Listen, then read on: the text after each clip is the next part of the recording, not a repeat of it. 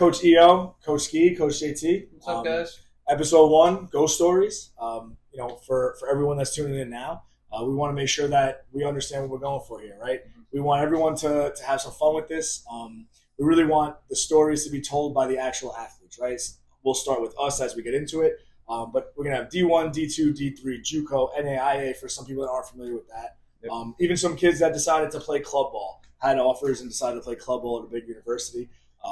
Really excited. We have a whole bunch of people coming in to do this. So, what we want to make sure we do is everyone here, all the families, take a collective deep breath, right? Like what everyone's going to understand is our 3 stories are going to be different than their son, their daughter, their niece. So everyone that's financially invested, everybody that's emotionally invested in the best, how do I get this player to the next level? For all the kids listening, you're going to have a different process, right? We all learned a little bit differently as well. You'll hear ours, like I said, in a little bit, but everybody take a deep breath and make sure you guys enjoy this, right? I don't even know how much we enjoyed going through it because it felt pressure, it felt stressful. It went so fast. And now we look back at it and we're like, damn, I spent a week in San Diego, a week in Arizona. Baseball brought me there, right? Mm-hmm. It wasn't family vacations. I don't know about you guys. That was your right. vacation. Yeah. Right. Every summer was baseball. Trying to hang out with your friends. Like, sorry, I got baseball. Yeah, that's Sweet your 16s, all that, man. We missed all that stuff in baseball. I like to say it paid off. But yeah, man, I just want everybody, I'm excited about this. It'll be fun to hear even your guys' stories. We've been coaching together for a long time and different relationships. I feel like we haven't had a deep dive yet. No, we haven't. So I guess from right there, man, let's do it, right? Like, so right off the bat, Ski, the how. Everybody wants to know how. How did you get seen? How did you end up at Sacred Heart? All that kind of stuff. So, the first question I'll ask is when was the first time Sacred Heart saw you? When was the first time any school really saw you? Probably, honestly, being with B1 for pretty much all my high school career, first time Sacred Heart saw me was my summer going into junior year. So it was at that B1 showcase. We were. Is that Eisenhower? Yeah, at Eisenhower. It was a little bit different format. We played a couple games, and I kind of just wanted to let it rip a couple pitches. And who was there? Wayne Mazzoni? Yeah, Wayne Mazzoni was there, running the whole thing. Yeah. But it was an exciting little atmosphere and kind of my first time out there in front of any other. What you throw a bullpen in front of them? No, we did a scrimmage between. Yeah. It was like I think if we were 15U or 16U, we played the team above us. Yeah. Nice. Remember who you faced? Any names? I think I faced a couple high school kids that I eventually played with the next year. Right. And I was like, you know what, those guys kind of helped me drive a little bit. Yeah. But they saw me at that, the first time ever was that B1 showcase. How'd the communication process start? Did they reach out to you? Did you kind of follow up with them? How did that work? You know what? Like, it kind of, went blur for a little bit. As far as I remember was, I did my thing. I think it was like I topped 84 going into my junior year of high school. Sure. Didn't really know what it meant too much. And kind of just said I hit 84. Yeah. And, let it ride into that fall of junior year.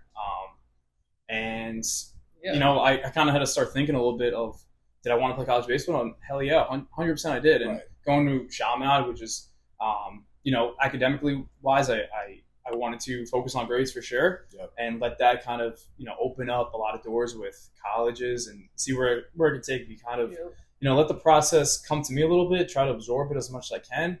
I obviously didn't think about it as much as, back then. Like we said, it flew by. It flies by this whole process thing. And that just shows you don't have to throw 90 to get noticed. Exactly. What do you think you did that day that caught Mazzoni's eye? Kind of just, the small things were important. I try to, tell it to the kids. Look the part. Yeah, don't show up to the field with sandals on. Yeah. Show up to the field looking like a ball player. Belt on, shirt tucked in. And just off the field. Yeah, exactly. Trying to just do the small things right. Yep, all the intangibles. Because think about this.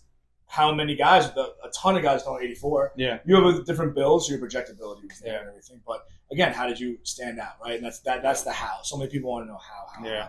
And you brought up a good point. Academics is super important. A lot of kids are missing that these days. And it sounds so corny and cliche for us to be like, hey, make sure you get your grades up. But I'm doing it right now. You have to. I got kids that are being pigeonholed a little bit, and their bigger picture of 10 schools is down to 4 because they can't get into certain schools. I saw a thing on Instagram the other day based on your GPA eliminates you from so many schools. Yep. Yeah, exactly right. And these kids don't even need the SAT. Everything's optional now. Yeah. You know, SAT's optional, right? Yeah, optional. I remember probably going a little further into my recruitment was every time I went to a showcase, shake the coach's hand, and ask them just one question. It was like, they would ask me like, what's your GPA? What's your SAT?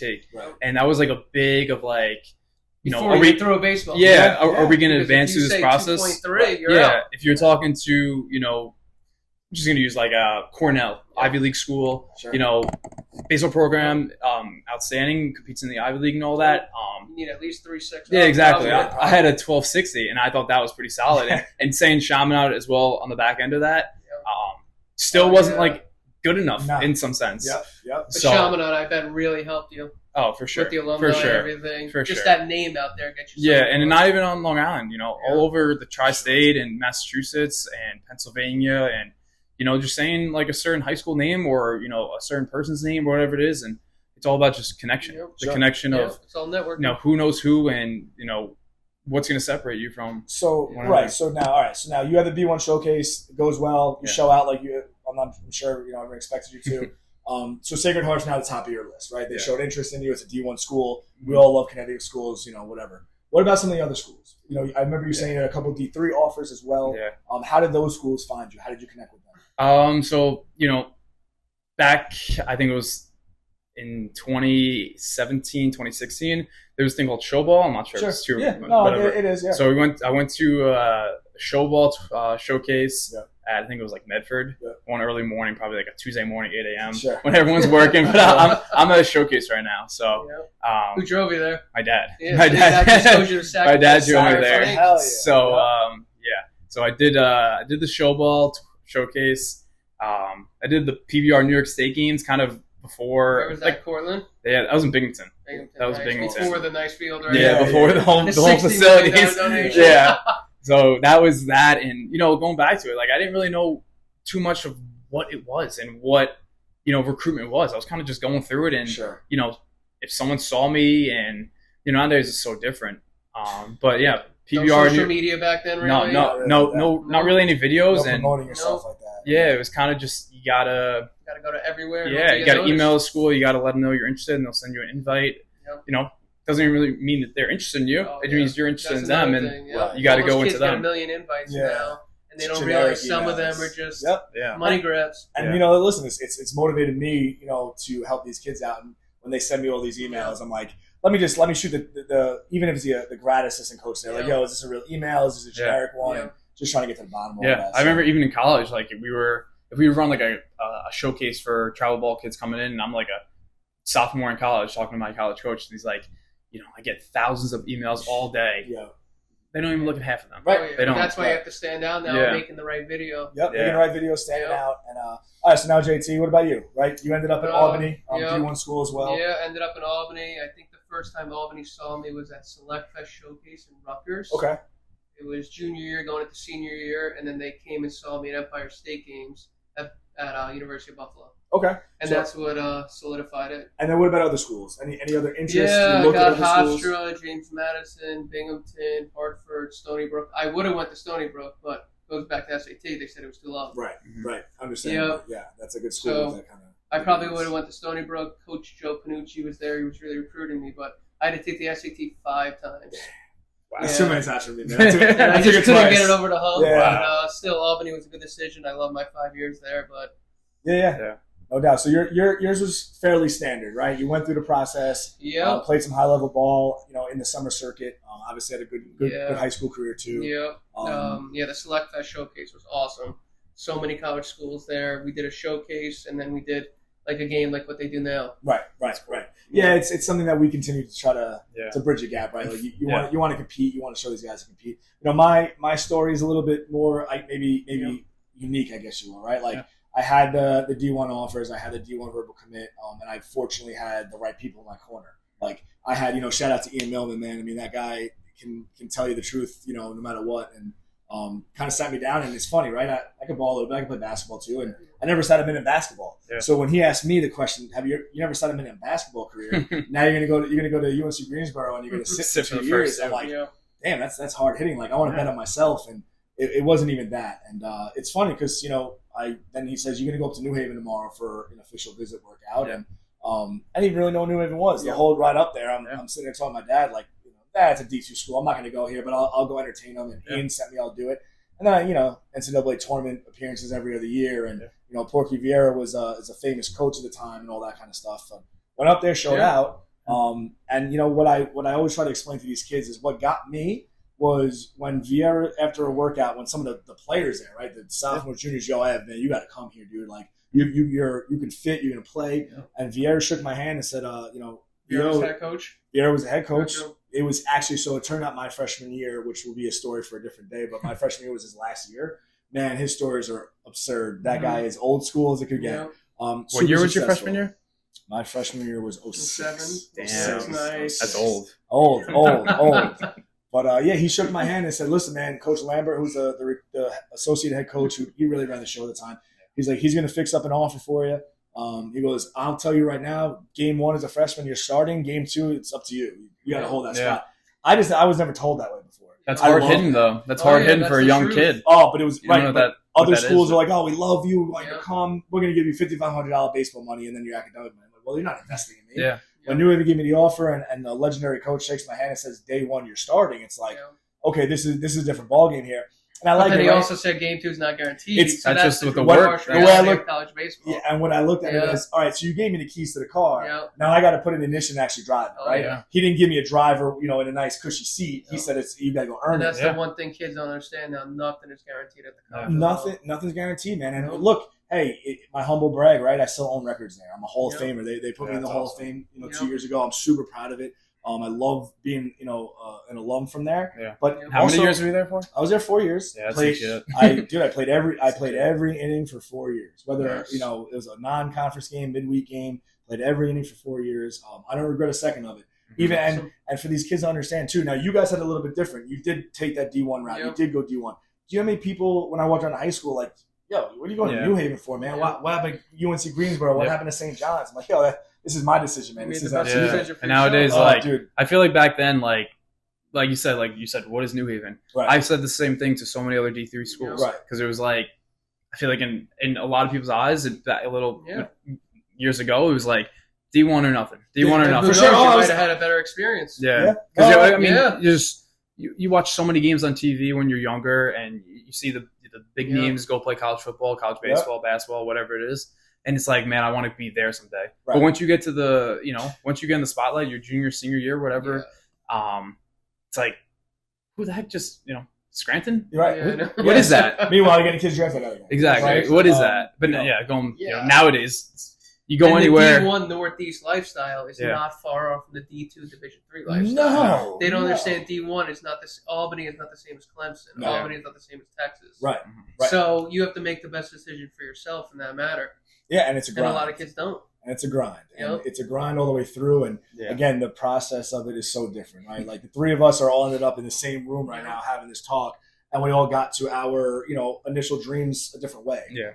I never would have thought, again, what does everybody say when you're a freshman, sophomore in high school? I'm playing for Florida State. I'm going to Miami. Nobody else talking about. I'm the best shortstop in New York. It says I'm all That's state. a great confidence to go out. Oh, and listen, that's for sure. You need that. You gotta have a mindset. You gotta have goals, and you always gotta have something to chase for. But then then reality does kick in, right? 100%. And it doesn't mean that we couldn't have succeeded there. It just means that the opportunity wasn't there for us. And, a lot of these kids and these families have to understand, and especially now. Look, shout out to Coach Mack over at UConn. We went down to the UConn camp, and especially with the rules changing and everything like that, he was just so clear about, hey, look at.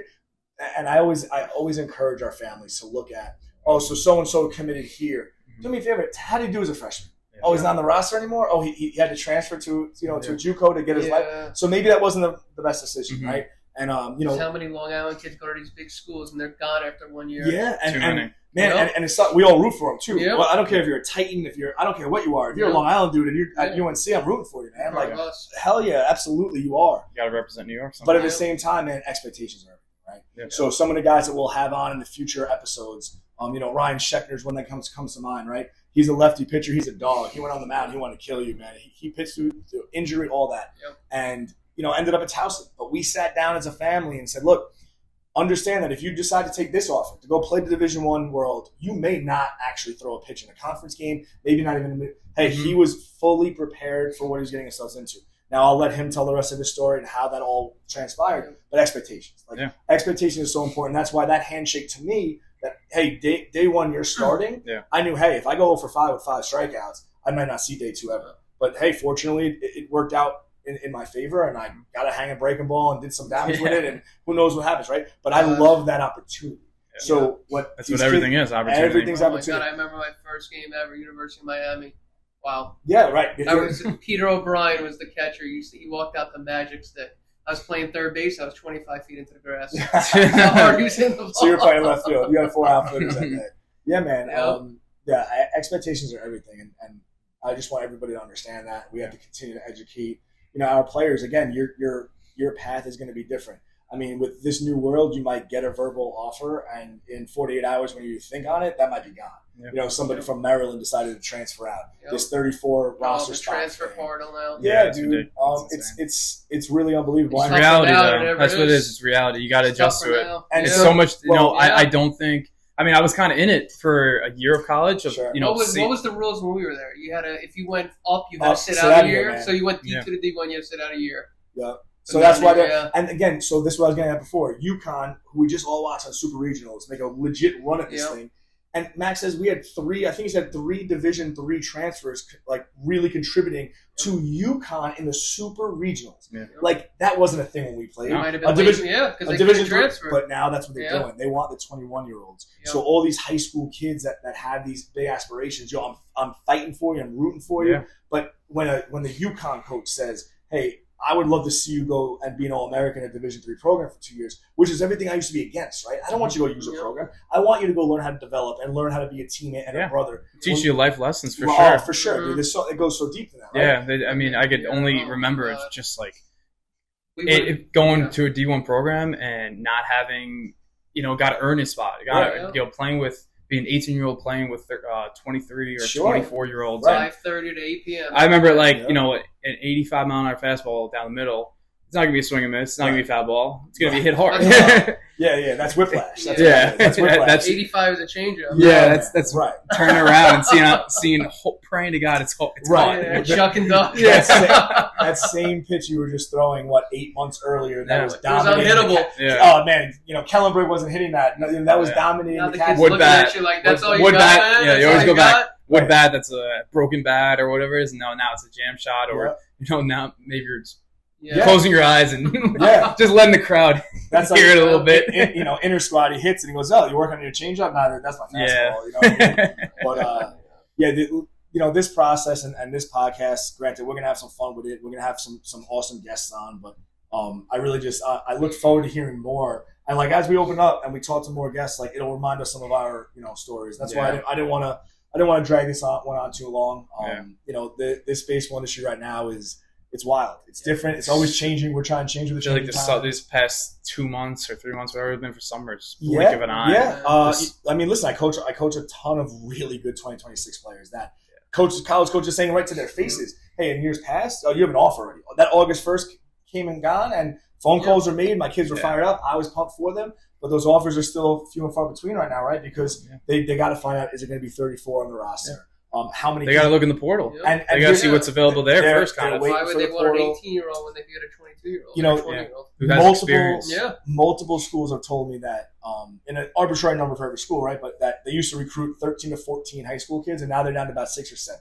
So right off the bat, think about every Division I and Division II program is cutting it. So, listen, man. Everybody got to hear a little bit about our stories, and as we bring guests on, it'll stir up some more memories for us, some more opportunities for us to explain, again, how did I end up getting seen? What I do want to touch upon quickly before we wrap up this one is I encourage all our players, all our coaches at D1-2, as you go through it, both of you guys have super talented teams that are just about a year away from the real recruiting process. I'm in it right now with our guys, is utilize each other. Yeah. So ask questions. But even more so, Ski, so one of the things I explain to people is Mike Giannisi, man, shout out to my guy, right? So Mike Giannisi is a lefty. I mean, he was up to 88, 89. There was no pitch count for my dude, right? And he was a Meppen guy. So fortunately, when I was a freshman at Meppen, they brought me on, and I'm winning awards, all this and that. People still weren't coming to see me necessarily. But when they came to see my lefty arm on the mound, in the 7th inning, still throwing 89, dominating. Yeah. Well, if I hit a home run in that game off of a Delphi commit or something like that, that coach wants to know. Yeah. So right now, a lot of people, it's me, I. But yo, let's root for each other, right? Mm-hmm. So if one of our players, whether it's warranted or not, is bringing down schools, don't be salty. Don't be like no. That's dude, goes back to chance opportunity too. That's an opportunity, opportunity. right? A good team gets the most looks, not a good player. I mean, my summer team, I played with TK. Tommy Kohler had a great career in the big leagues. Man, when these schools came down, he pitched at Stony Brook, and when these schools came down to see him throw, and I made a diving play up the middle. Oh, that's a nice little play right there. And then my next at bat against a kid, spinning a nice little breaking ball up to 87, and I hit a double. Yeah. Okay, I need to know now more. They write your name down. That's it. But also, going back to networking and connections about where you are. Like you mentioned, you're New Haven coach, right? Now at Dayton, right? Whatever you do on the field. Oh, he went to Dayton? Yeah, Rispo is at Dayton. Oh wow, nice. Yeah. So JJ Gaddy. Is that where he is? Yeah. Wow. Yeah. So that's really cool. See, that's a good one for him. So like kids, someone being salty that why is he getting more looks than I am, and why is he here for me? No, like you still got to commit to your own process. You got to still grind in that point because you don't know who's watching. You don't know what's wearing what. I was at a baseball heaven tournament probably 2 weeks ago, and I'm just walking with my bucket back to my car, and I'm like, I know who the St. Joe's coach is, right? But someone else won't. Right. And I'm like, right. And then I pull, No, Caputo, yeah. So, I'm going back to, having a meeting with my kids. Yep. And if we won or lost that day, it would have been the same thing.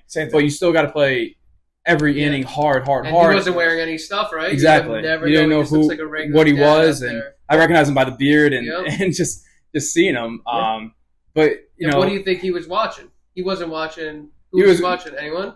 He was watching a team.